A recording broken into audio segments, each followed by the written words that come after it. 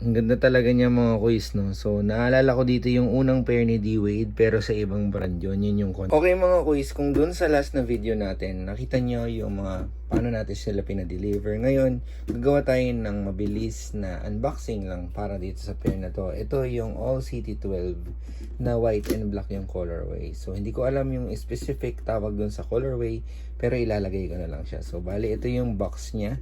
Sa taas ng box para siyang relo, no? Pero ayan, 12, 3, 6, and 9. So, ayan lang naman yung mga nakalagay sa box. Tapos dito sa gilid, yung kanyang ayan, sizing details, ayan, dito sa may gilid. At syempre, ito yung sapatos. So, ito siya mga quiz, manipis na tissue paper. And then, ito yung mismong pair. Ayan. So, close-up details tayo. Explain ko sa inyo kung ano yung mga ginamit na materials. Ang ganda talaga niya mga quiz, no? So, naalala ko dito yung unang pair ni D-Wade, pero sa ibang brand yun. Yun yung Converse. So, dito sa ibabaw niya mga quiz, kita nyo naman kung gaano siya kanipis dahil mesh plastic material yan. Ayan. So, super breathable, super lightweight nung feeling. And then dito, meron siyang plastic infused. So, hindi siya patent leather. Ay ang white na nakikita nyo. And then ito mismo is rubber outsole. Ayan. So, extended yung rubber outsole. Dito naman sa gilid, sa kanyang lateral support, meron siyang TPU. Itong TPU na to is hindi ganun katigas. Super enough lang siya to contain yung midsole at support na din, syempre. Sa ilalim mga quiz, ayan, kita nyo naman yung traction. Ito yung isa sa mga pinakamagandang rubber traction na nahawakan ko as of this year. So, napaka-solid at napakatigas ng rubber component nito. And feeling ko, super kapit niya sa court.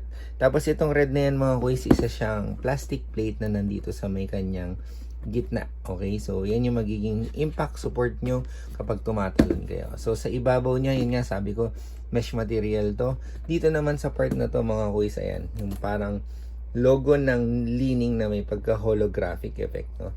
And then, dito naman sa kanyang heel tab, makikita nyo yung Wade. Dito naman sa tang, makikita nyo yung nakalagay na this is the new All City 2024.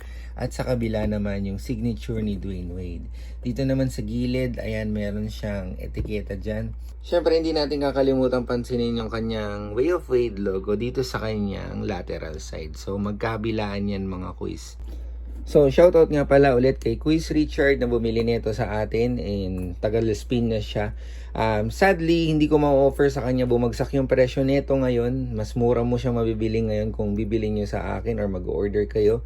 Kaya sa mga gusto mag-pre-order, message nyo lang ako para sa price kasi nag-iiba-iba talaga yung price niya.